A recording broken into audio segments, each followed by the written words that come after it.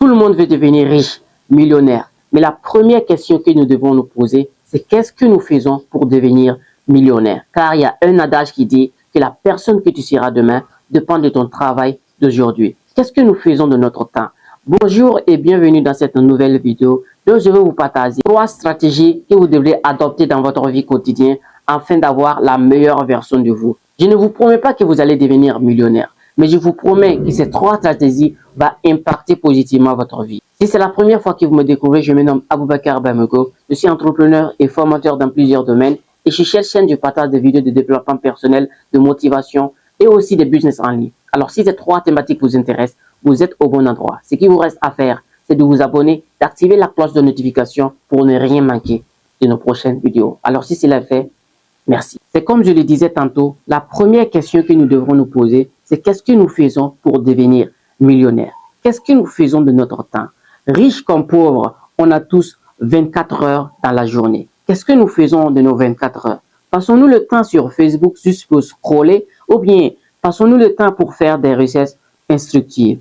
La première stratégie que vous devrez avoir, c'est de planifier votre journée. Parce que si vous vous réveillez le matin sans objectif, vous ne savez pas ce que vous devrez faire. Alors qu'il y a une citation qui dit que si vous réveillez le matin sans objectif, retournez vous dormir. C'est mieux parce que vous n'avez pas d'objectif, votre vie, elle est déjà ordonnée. Donc, vous devrez planifier votre journée.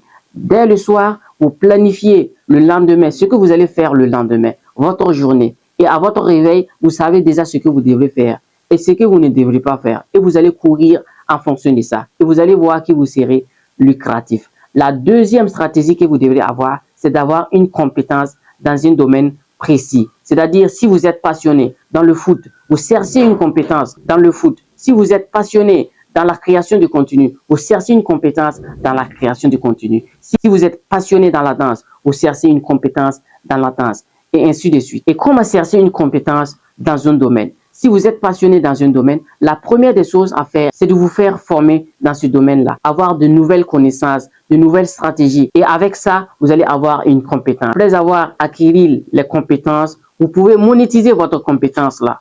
C'est-à-dire de lancer des formations, de former des gens et de leur partager votre expérience. Car on ne peut pas donner ce qu'on n'en a pas. Et en retour, les gens vont vous payer pour ça. Il y a un de mes mentors qui dit que pour être entrepreneur, vous devrez d'abord être entrepreneur avant d'être entrepreneur. Il faut d'abord donner avant de pouvoir recevoir. Mais la plupart des personnes veulent recevoir sans rien donner. Ça ne marche pas comme ça. Les gens ne vont pas vous payer parce qu'ils vous aiment. Les gens ne vont pas vous payer parce qu'ils veulent que vous gagnez de l'argent. Mais ces gens-là, ils vont vous payer parce que vous avez quelque chose à leur offrir. Votre compétence, votre savoir, votre expérience, ils veulent en profiter de ça. Et c'est dans ça que vous allez monétiser votre compétence. La troisième stratégie que vous devrez avoir, c'est d'être constant. Beaucoup de personnes démarrent quelque chose et ils n'ont pas d'abord la compétence qu'il faut pour réussir, mais ils abandonnent en disant que ce domaine n'est pas fait pour moi.